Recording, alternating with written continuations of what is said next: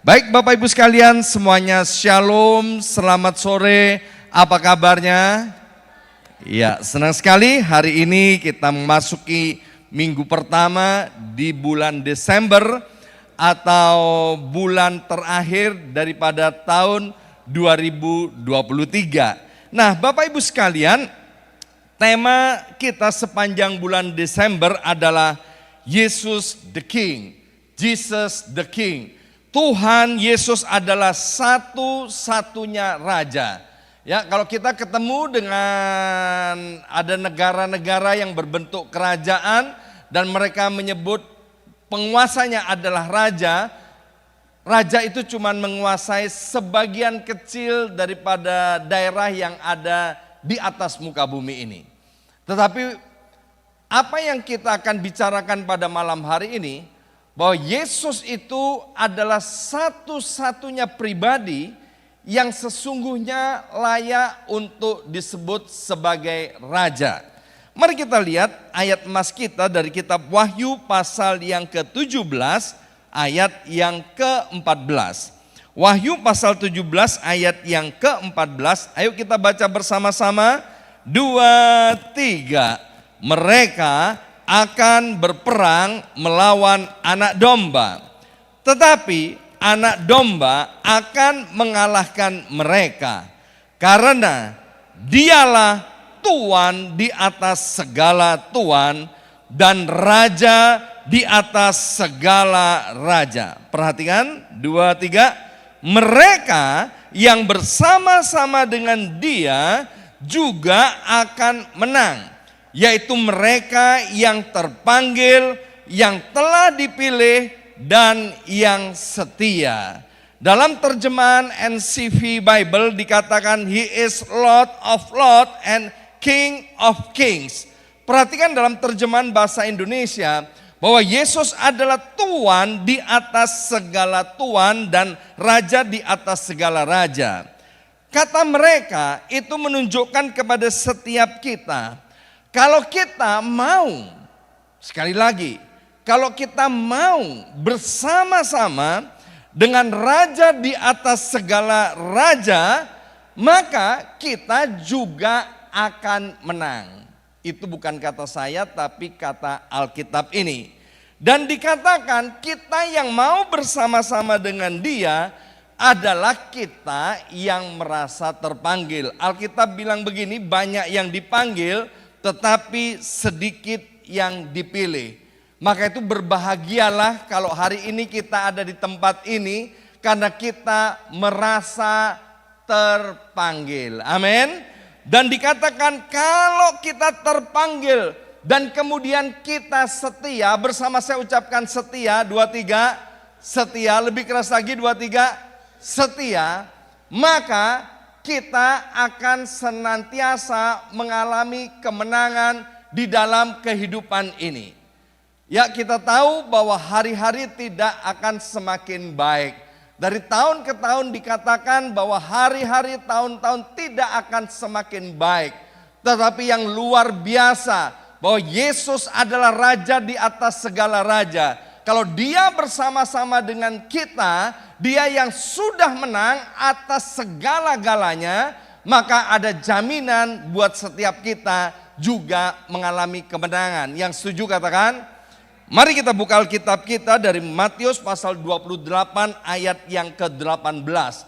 Ini adalah salah satu ayat favorit saya. Kita akan baca bersama-sama ayat ini, 2, 3. Lalu Yesus mendekati kami dan berkata, inilah perkataan daripada Tuhan Yesus. 2, 3, Allah sudah memberikan segala kuasa kepadaku, kata Yesus, untuk memerintah semua ciptaannya, baik yang ada di sorga maupun yang ada di bumi. Perhatikan ayat ini dengan baik-baik.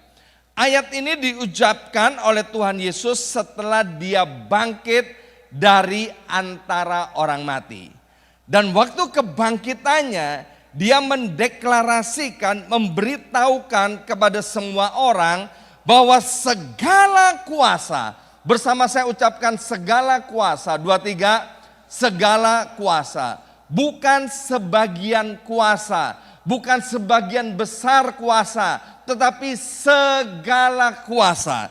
Dikatakan segala kuasa, baik yang ada di sorga maupun yang ada di bumi sudah ada di tangan Tuhan Yesus Kristus yang merupakan Raja di atas segala raja, untuk supaya Yesus Kristus dapat memerintahnya.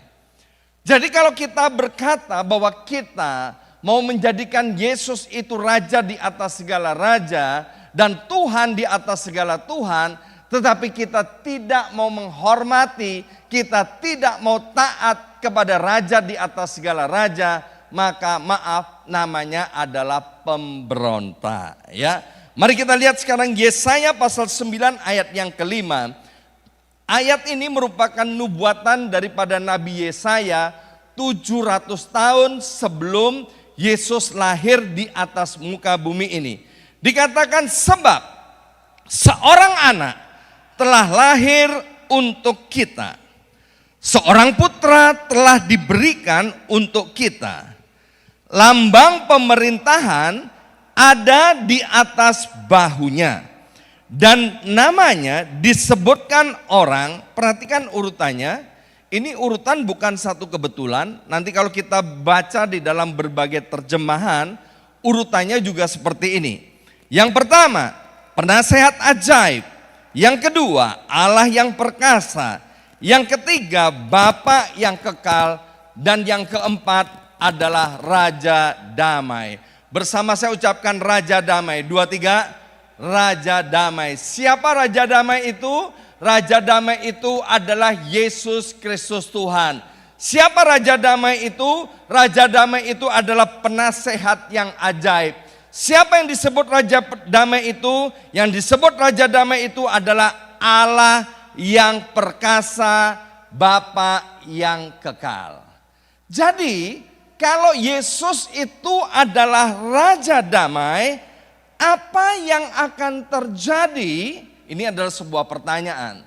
Apa yang akan terjadi kalau Yesus Raja Damai itu menjadi Raja di dalam kehidupan kita? Mari kita lihat jawabannya di dalam kitab Lukas pasal 2 ayat yang ke-14. Sebelum Bapak Ibu nanti menjawabnya di dalam hati masing-masing. Lukas pasal 2 ayat yang ke-14 ini adalah satu perkataan daripada malaikat kepada para gembala yang tinggal di padang waktu mereka sedang menjaga kawanan ternak pada waktu malam hari. Malaikat itu berkata begini, kemuliaan bagi Allah di tempat yang maha tinggi dan damai sejahtera di bumi. Perhatikan kata ini, damai sejahtera di mana? Di surga atau di bumi? Halo, damai sejahtera di mana? Bersama saya katakan di bumi. 2, 3, di bumi. Alkitab dengan jelas berkata damai sejahtera di bumi. Kalau di surga itu udah pasti Bapak Ibu sekalian. Tapi ayat ini menegaskan bahwa damai sejahtera di bumi di antara manusia yang berkenan kepadanya. Nah, manusia yang berkenan kepadanya siapa? Manusia yang berkenan kepadanya, kepada Tuhan, yaitu manusia yang percaya dan kemudian mau menyenangkan hati Tuhan. Kalau kita mau percaya dan menyenangkan hati Tuhan, maka kita akan mengalami damai sejahtera. Kita akan mengalami damai, ketenangan, dan kebahagiaan. Maka itulah Bapak Ibu sekalian, kalau Yesus Kristus menjadi Raja di dalam hidup kita, karena Yesus itu adalah Raja Damai, maka kita akan mengalami yang namanya damai, tenang, dan berbahagia. Apa yang dicari oleh manusia? Kedamaian. Apa yang dicari oleh manusia? Ketenangan. Apa yang dicari oleh manusia? Yaitu kebahagiaan. Maka itu saya beri judul renungan pada hari ini adalah damai, tenang, dan bahagia. Alkitab pernah menulis begini dan pernah dijadikan lagu, ke gunung tinggi ku naik-naik mencari damai. Ke lembah curam ku turun-turun mencari damai. Tapi ternyata damai tidak kudapati jua. Sebab damai itu tidak ada di toko damai dan tidak ada yang menjual yang namanya damai. Damai itu hanya ada di dalam Yesus yang gelarnya adalah Raja Damai. Di mana kita bisa mendapatkan ketenangan pikiran, bebas dari ketakutan, bebas daripada kekhawatiran, bebas daripada kecemasan. Hanya di dalam Yesus Tuhan. Di mana kita mendapatkan kebahagiaan yang sejati, bukan kebahagiaan yang semu, bukan kebahagiaan yang sementara, yaitu hanya di dalam Yesus Tuhan. Dunia bisa memberikan kebahagiaan, tapi kebahagiaan yang sifatnya sangat-sangat sementara dan singkat.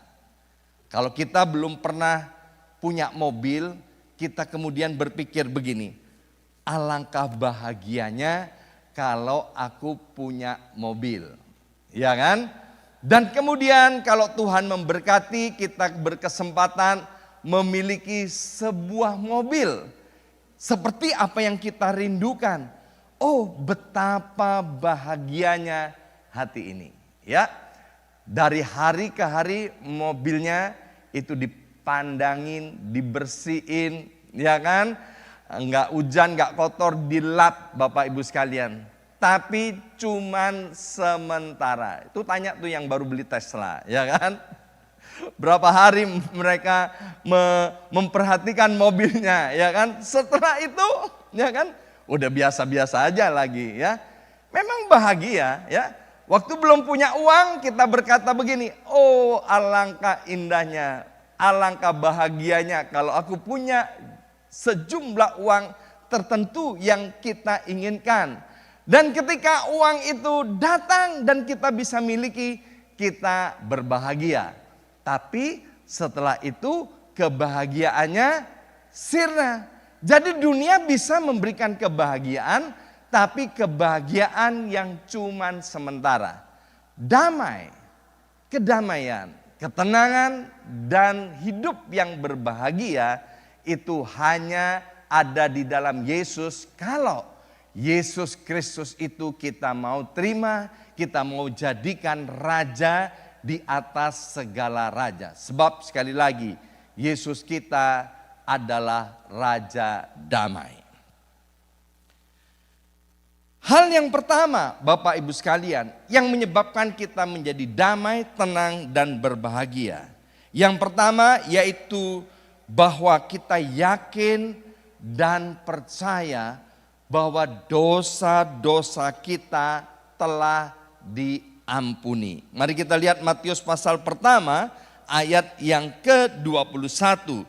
Dikatakan, ia akan melahirkan anak laki-laki dan engkau akan menamakan dia Yesus. Karena dialah yang akan menyelamatkan umatnya dari dosa-dosa mereka. Nah, ayat ini menjelaskan arti nama Yesus itu adalah juru selamat. Yesus datang ke dunia ini untuk menyelamatkan umat manusia, bukan menyelamatkan orang Kristen saja. Tapi Yesus datang ke dunia ini untuk menyelamatkan seluruh dunia. Dari apa? Dari bencana yang paling berbahaya di atas muka bumi ini, yaitu kebinasaan kekal untuk selama-lamanya. Ingat, kita tidak percaya dengan yang namanya reinkarnasi.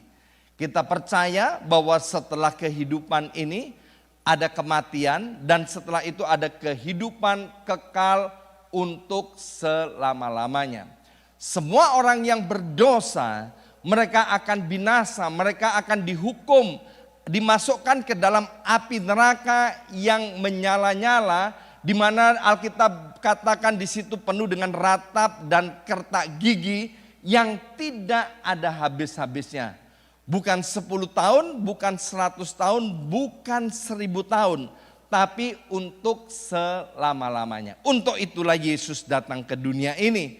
Untuk merebut kita daripada maut itu. Untuk menyelamatkan kita dengan cara bagaimana? Yesus mati di atas kayu salib untuk menanggung semua hukuman, semua akibat daripada dosa-dosa yang dibuat oleh umatnya. Sehingga kalau kita percaya kepada Yesus, maka orang berdosa itu diselamatkan, dosanya diampuni. Buat saya, alangkah mudahnya untuk percaya bahwa Tuhan Yesus adalah Allah yang maha baik. Buat saya tidak pernah mengalami kesulitan. Ya, baik waktu ketika saya belum punya apa-apa, saya miskin, saya nothing, Bapak Ibu sekalian ya, saya betul-betul nggak ada apa-apanya. Saya percaya bahwa Yesus adalah Tuhan Allah yang maha baik. Buat saya itu adalah hal yang mudah. Saya percaya bahwa kalau orang sakit datang kepada Yesus. 1 Petrus 2 ayat 24, oleh karena bilur-bilur Yesus maka sakit penyakit telah disembuhkan. Saya percaya dengan mudah. Kemudian saya percaya dengan mudah, seperti kata Alkitab, jangan sesat, Allah itu tidak bisa dipermainkan. Apa yang ditabur orang, itulah yang akan dituainya. Buat saya bukanlah hal yang sulit. Tetapi ketika diperhadapkan bahwa dosa-dosamu sudah diampuni, buat saya itu adalah kesulitan yang paling besar dalam hidup ini. Saya nggak tahu dengan Bapak Ibu sekalian, tapi mari kita buka Yesaya pasal pertama ayat yang ke-18. Yesaya pasal pertama ayat yang ke-18, marilah baiklah kita berperkara, firman Tuhan, sekalipun dosamu merah seperti kirmisi, akan menjadi putih seperti salju. Sekalipun berwarna merah seperti kain kesumba, akan menjadi putih seperti bulu domba. Kita diselamatkan bukan karena usaha kita diselamatkan bukan karena perbuatan baik kita diselamatkan karena anugerah daripada Tuhan Yesus Kristus. Dan itu tidak masuk akal. Sebab saya adalah seorang ateis, orang yang bermain-main dengan kuasa kegelapan. Agar kemudian hidup saya bisa layak di hadapan Tuhan, maka saya harus mandi di tengah bulan purnama dari 7 sumur yang berbeda. Dan kemudian setelah mandi tengah malam, maka semua pakaian saya yang lama harus dibuang, ya, supaya hidup saya layak dan berkenan di hadapan Tuhan. Itu kata dukun, kata suhu saya, ya kan? Dan kemudian saya dibawa lagi oleh dukun yang lain atau suhu yang lain, Bapak Ibu sekalian, ke satu tempat pertapaan di mana ada kuburannya, ada air terjunnya. Saya diharuskan membawa barang ini, itu dan lain sebagainya. Saya dimandikan di air terjun itu. Tujuannya agar supaya saya disucikan. Dan sekarang kekristenan berkata, kalau kamu menerima Yesus, kamu mengakui dosa-dosamu, kamu mengakui kesalahanmu, maka dosa-dosamu akan diampuni. Itu sulit luar biasa. Saya butuh konseling untuk sekian waktu lamanya. Sehingga waktu saya mengalami masa-masa yang buruk, masa-masa yang sulit dari hidup saya selalu teringat begini. Ini hukuman daripada Tuhan. Ini gara-gara saya brengsek di masa-masa yang lalu. Ya, jadi kesulitan buat saya. Kitab Yohanes bilang begini, surat 1 Yohanes berapa begitu? Celakalah hatimu kalau menuduh engkau, maka engkau tidak mempunyai keberanian untuk menghadap Allah. Jadi seringkali hati saya ini menuduh saya, Bapak Ibu sekalian, bahwa meskipun saya sudah menerima Yesus, saya sudah mengakui dosa dan kesalahan saya sudah meninggalkannya, tapi saya tidak percaya bahwa dosa saya telah diampuni. Bapak Ibu sekalian, ini adalah strategi daripada iblis untuk melemahkan kita, sehingga kita tidak punya keberanian untuk menghadap Allah. Setelah ketemu dengan beberapa hamba Tuhan, dibimbing Bapak Ibu sekalian oleh beberapa hamba Tuhan, maka kemudian saya percaya tidak ada lagi kutuk di atas kepala saya. Dulu memang saya berdosa. Dulu saya memang berbuat jahat. Dulu memang saya berbuat tercela. Tetapi 1 Yohanes 1 ayat 9, ketika kita datang kepada Tuhan, mengakui dosa dan kesalahan kita, maka sejak saat itu juga dosa-dosanya diampuni. Tidak ada lagi hukuman, tidak ada lagi kutuk di atas kepala kita. Kalau kita mempercaya dan yakin akan hal itu, maka itu adalah satu langkah awal yang sangat baik, satu langkah awal yang luar biasa untuk mencapai yang namanya kedamaian, ketenangan, dan kebahagiaan. Mari kita lihat hal yang kedua. Kita harus yakin dan percaya bahwa Tuhan itu senantiasa menyertai kita. Mari kita lihat Matius pasal pertama ayat yang ke-23. Sesungguhnya anak darah itu akan mengandung dan melahirkan seorang anak laki-laki, dan mereka akan menamakan dia Immanuel, yang berarti Allah menyertai kita. Kalau Tuhan menyertai kita, siapa berani melawan kita? Roma 8 ayat yang ke-37 berkata, oleh karena Kristus Yesus Tuhan yang menyertai kita, kita ini lebih daripada orang-orang yang menang. Pembukaan tadi berkata kalau kita bersama-sama dengan Tuhan yang sudah menang itu, maka hidup kita juga akan mengalami kemenangan. Orang percaya Tuhan mengalami masalah dalam hidupnya. Orang tidak percaya Tuhan juga mengalami masalah dalam hidupnya. Bapak Ibu boleh sebut masalah apa aja yang dihadapi, dialami oleh orang Kristen. Hal yang sama itu dialami juga oleh orang yang tidak percaya kepada Tuhan.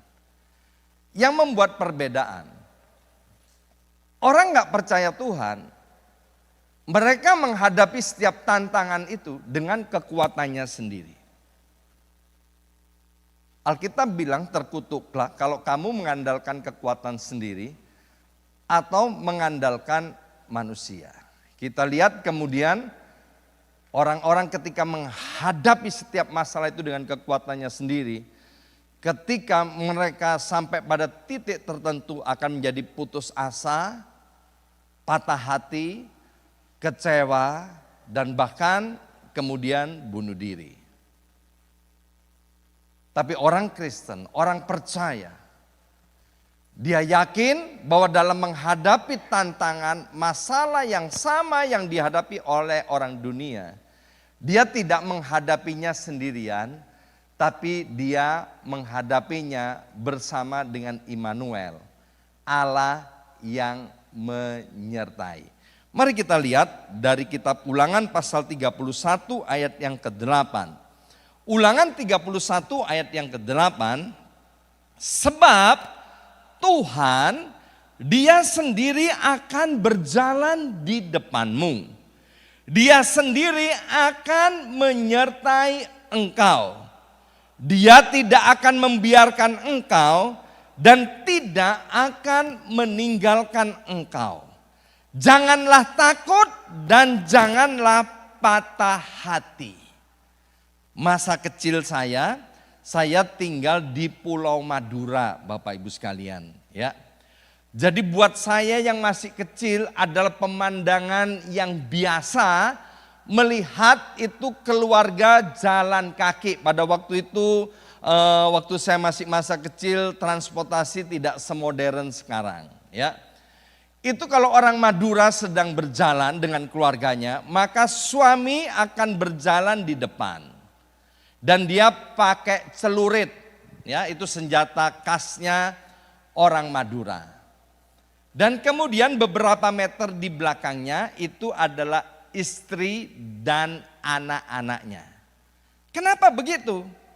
Bukan karena suami tidak mencintai, tidak bisa mesra dengan istri dan anak-anaknya.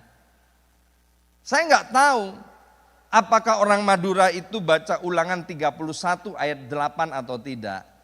Tapi yang jelas suami itu berjalan di depan, dia mau kasih tahu kepada semua orang. Kalau kamu macam-macam sama istriku dan anak-anakku, tak todi tompes kamu, ya kan? Kita udah biasa dengar seperti itu, ya kan? Ini lihat nih celurit ini, ya kan? Dan sesekali pria yang berjalan di depan, dia menoleh ke belakang untuk memastikan bahwa istri dan anak-anaknya itu aman, ya. Dan Ibu Yongki, waktu saya bawa ke Madura, dia ketawa lihat orang Madura kok jalannya model begitu. Ya kan, kami biasa jalan gandeng-gandeng, ini orang Madura suami jalan di depan, istri anak-anak ada di belakang. Tapi itu Alkitabiah, ya. Tapi tolong jangan ditiru di zaman sekarang, ya kan. Sebab saya ketemu dengan suami-suami, ya, yang jalannya cepat di depan, istrinya ada di belakang. Ya kan, kenapa? Karena malu punya istri model begitu katanya. Tapi ini sedikit buka rahasia, ya kan. Saya bangga dengan istri saya. Maka kemana-mana saya gandeng Ibu Yongki. Dan kemana-mana saya pamerkan, perkenalkan ini istri saya. Supaya orang gak tebak-tebak ini siapa yang digandeng oleh Pak Yongki, ya kan. Nah, di dalam kitab Yesaya itu dijelaskan begini. Tuhan itu berjalan di depan umatnya. Kalau ketemu dengan gunung-gunung, maka gunung-gunung itu akan diratakan.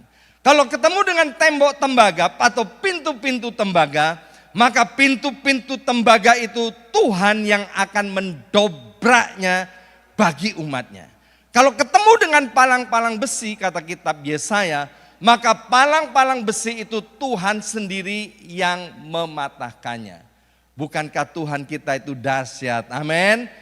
Tuhan yang seperti itulah yang menyertai kita. Yang pertama, kita akan merasa damai, tenang dan berbahagia kalau kita yakin dan percaya bahwa dosa-dosa kita telah diampuni. Amin.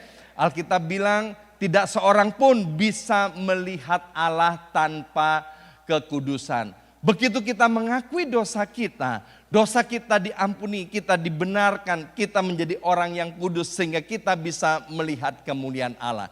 Yang kedua, Tuhan itu sudah jelas-jelas berkata bahwa Dia sekali-kali tidak akan meninggalkan kita. Namanya adalah Immanuel. Mari kita buka Yesaya 91 ayat 15. Setiap pagi kami yang ikut doa fajar selalu mendeklarasikan Mazmur 91. Salah satunya ayat yang ke-15 ini ayat yang sangat powerful sekali. Dikatakan, aku akan menyertai dia dalam kesesakan.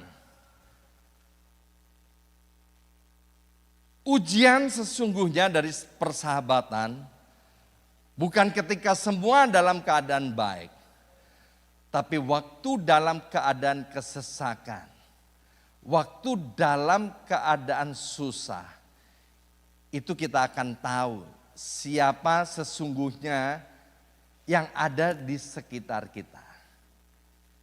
Kalau semua dalam keadaan baik, dunia bilang ada uang abang sayang. Tak ada uang, abang ditendang. Tuhan kita Allah Immanuel. Dia menyertai kita. Bahkan ketika kita dalam kesesakan. Ketika kita mengalami hal-hal yang tidak baik. Hal-hal yang mengecewakan. Hal-hal yang tidak sesuai apa yang kita harapkan. Yang menyebabkan kita patah hati. Yang menyebabkan kita menjadi sedih. Ingat, Tuhan ada di sana untuk menyertai kita. Amen. Sekalipun kata Daud, aku ada di dalam lembah kekelaman, aku tidak takut bahaya. Sebab Tuhan gembala kita, dialah yang menyertai kita. Amin. Sebab Raja Damai itu Allah yang perkasa, Bapa yang kekal itu, penasehat ajaib itu, menyertai kita, bukan aja waktu ketika kita berhasil, tapi ketika kita juga ada di dalam titik yang terburuk di dalam hidup kita. Yang ketiga, kita akan mengalami yang namanya damai, tenang, dan bahagia.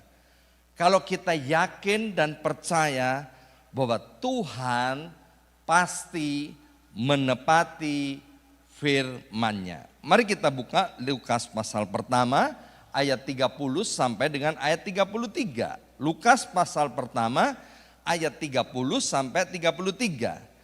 Kata malaikat itu kepadanya, jangan takut hai Maria, sebab engkau beroleh anugerah di hadapan Allah. Dari ayat ini saja, ini sudah membingungkan buat Maria. Kok ada malaikat bisa berbicara kepada seorang masih sangat muda yang bernama Maria? Saudara bisa bayangkan, nanti ketika Bapak Ibu sedang dalam keadaan sendirian, kemudian ada suara yang berbicara kepada Bapak Ibu sekalian, tapi kita nggak lihat wujud orangnya. Ya kita akan bingung. Atau mungkin ketakutan. Wah, ini suara apa? Ya kan? Dan kemudian malaikat itu berkata begini. Sesungguhnya engkau akan mengandung. Hah? Aku ini baru bertunangan. Kok mau mengandung? Dan akan melahirkan seorang anak laki-laki. Dan hendaklah engkau menamai dia Yesus. Mungkin Maria pada waktu itu dia kucak-kucak matanya. Atau dia kurak-kurak kupingnya. Ya kan? Atau dia cubit badannya. Ini lagi ngapain ini? Kok dengar suara seperti ini? Ayat 32, ia akan menjadi besar. Malaikat itu tidak berhenti berbicara. Dan akan disebut anak Allah yang maha tinggi. Hah? Aku akan mengandung dan kandunganku itu namanya adalah anak Allah. Tambah membingungkan. Tuhan Allah akan mengaruniakan kepadanya tahta Daud bapa leluhurnya. Dan ia akan memerintah atas kaum keturunan Yakub sampai selama-lamanya.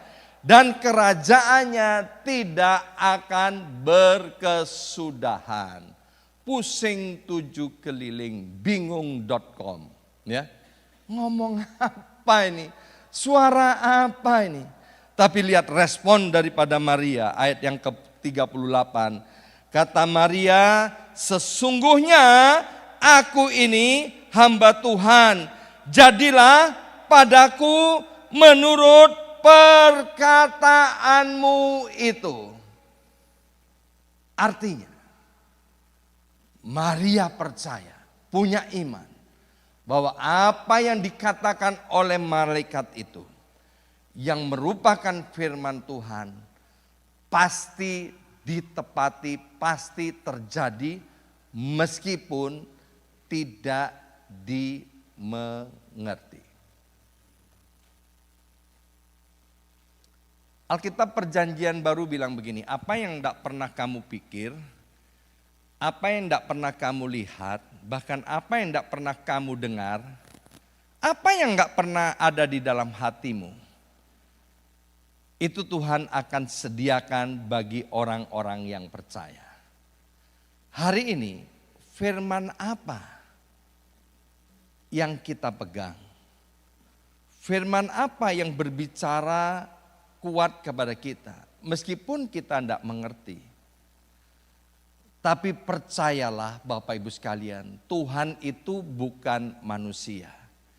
Kalau Dia berfirman, maka Dia pasti menepatinya. Amin. Manusia bisa berkata-kata, manusia bisa berjanji, tapi belum tentu dia setia dengan perkataannya, belum tentu dia setia dengan janjinya, belum tentu dia setia dengan ucapannya, belum tentu dia bisa melakukan apa yang dikatakannya. Tapi Tuhan, Dia adalah Allah.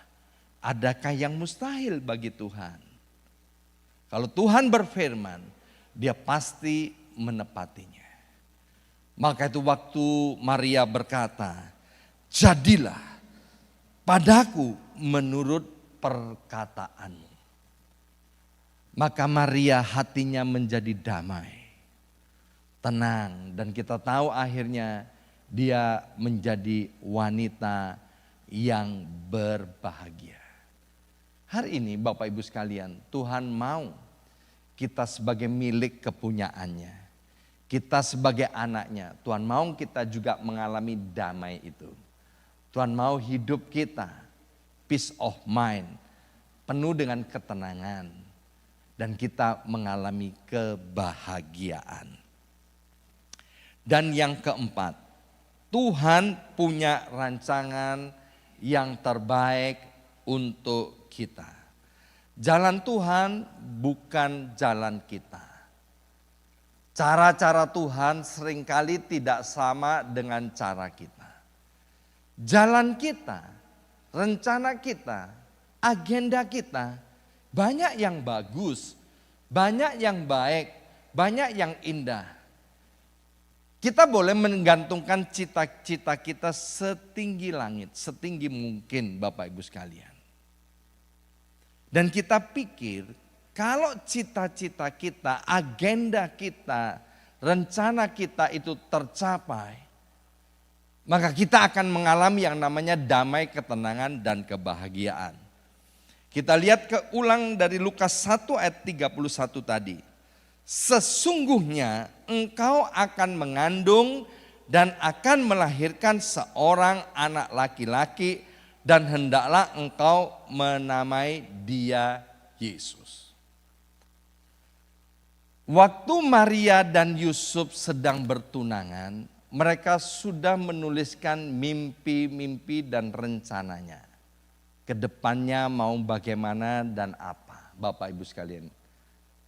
Tetapi ketika Tuhan intervensi, maka semua yang pada awalnya kelihatan baik dan indah, waktu Tuhan intervensi, maka kemudian semuanya menjadi kacau, menjadi buruk dan menyedihkan. Bukan jadi baik. Yusuf diam-diam, dia mau ceraikan. Dia mau batalkan rencana pernikahan dengan Maria itu. Seringkali waktu Tuhan intervensi dalam hidup kita, kita merasa kecewa. Kita merasa patah hati. Sehingga gak ada lagi yang namanya damai, gak ada lagi yang namanya ketenangan, apalagi yang namanya kebahagiaan. Yang ada adalah tangis, air mata, kesedihan. Mungkin tidak cukup 1-2 hari atau 1-2 minggu atau 1-2 bulan. Kita begitu kecewa. Karena apa yang kita mimpikan, apa yang kita rencanakan semuanya batal dan menjadi kacau. Tuhan bilang bahwa saya dan istri harus melayani di Amerika Serikat. Tempatnya menggembalakan jemaat di Atlanta. Melalui doa, puasa, peneguhan hamba Tuhan, peneguhan keluarga, melalui ayat-ayat firman Tuhan, sudah terkonfirmasi 100% bahwa tempat saya dan istri adalah di Atlanta. Tapi begitu mendarat tiba di Amerika Serikat, visa saya dicoret, saya harus pulang ke Indonesia. Saya ditahan di airport selama 4 jam, paspor saya ditahan oleh petugas imigrasi dan mereka mencarikan pesawat pulang paksa ke Indonesia. Dunia seperti kiamat, Bapak Ibu sekalian. Semua barang-barang sudah dijual, pelayanan sudah ditinggalkan, sudah pamit sana sini. Sekarang harus pulang ke Indonesia. Bagaimana dengan peneguhan-peneguhan tadi? Bagaimana dengan firman Tuhan yang sudah saya dengarkan, saya terima bahwa saya harus ada di Atlanta. Ternyata sekarang diintervensi oleh Tuhan, suruh pulang. Wow, stres, depresi Bapak Ibu sekalian. Tapi singkat cerita, akhirnya bulan depannya saya bisa datang ke Amerika lagi dan kemudian ternyata pelayanan di Atlanta sudah diisi oleh orang lain dan merintislah BMC New York, sehingga saya sangat beruntung bisa ketemu dengan Bapak Ibu, anak-anak Tuhan yang baik dan luar biasa ya.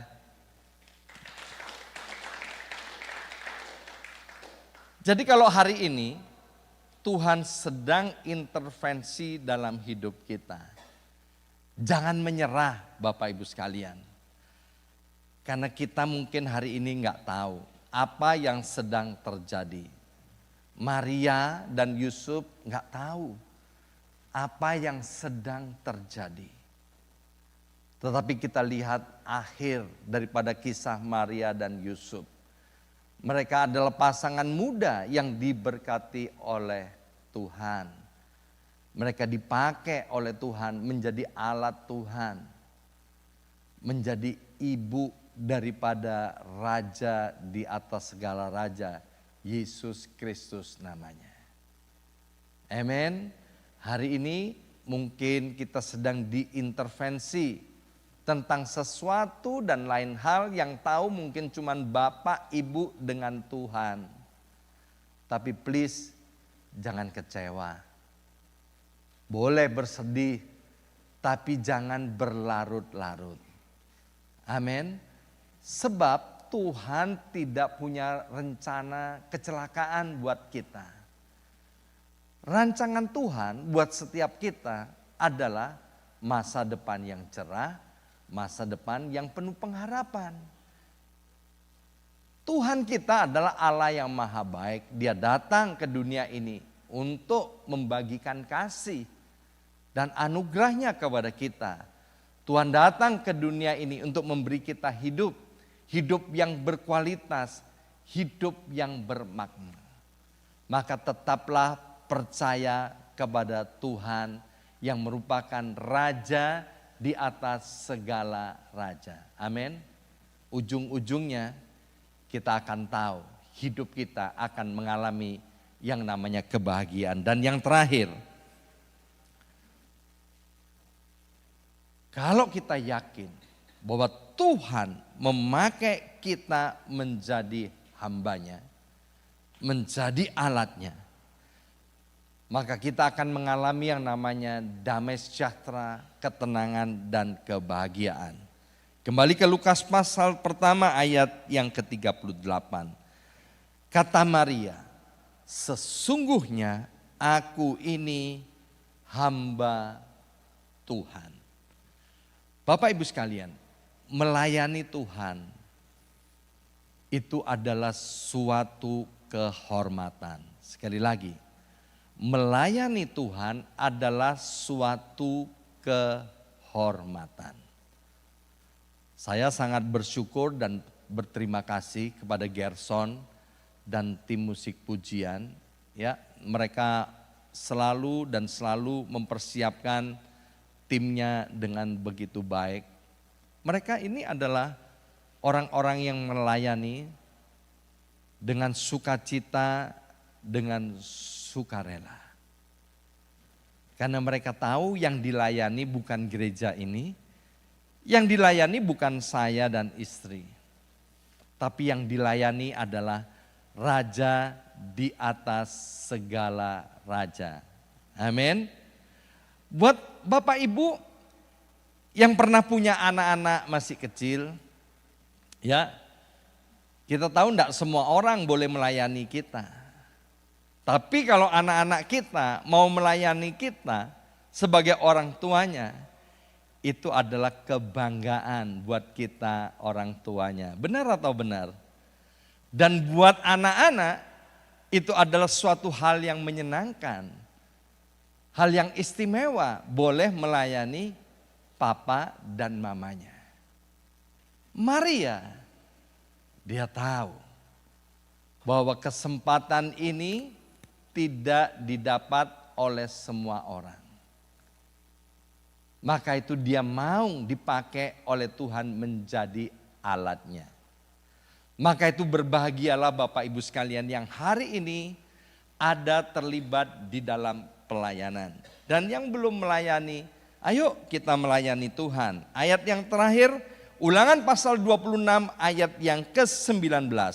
Ulangan 26 ayat yang ke-19.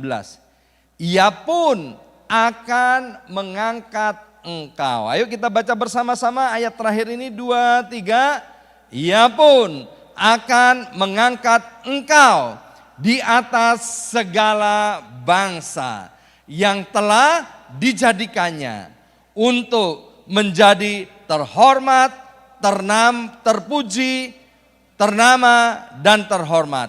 Maka engkau akan menjadi umat yang kudus bagi Tuhan Allahmu seperti yang dijanjikannya. Lihat Bapak Ibu sekalian, Tuhan kita luar biasa. Dia mau kita menjadi orang yang terpuji, ternama. Bukan berhenti sampai di ternama, tapi terhormat. Banyak orang yang ternama, tapi tidak terhormat. Ya, Tuhan mau kita menjadi orang yang terpuji, ternama, dan terhormat. Maka itu Bapak Ibu sekalian, layanilah Tuhan dengan segenap roh, jiwa, tubuh, kekuatan, dan akal budi kita. Saya undang pemain musik untuk maju ke depan. Hari ini kita sudah belajar bagaimana agar kita, ketika kita mau menerima dan menjadikan Yesus itu Raja di atas segala raja di dalam hidup kita. Maka yang pertama kita harus yakin dan percaya bahwa dosa-dosa kita telah diampuni. Yang kedua, kita harus yakin dan percaya bahwa Tuhan sekali-kali tidak pernah meninggalkan kita. Tuhan senantiasa menyertai kita.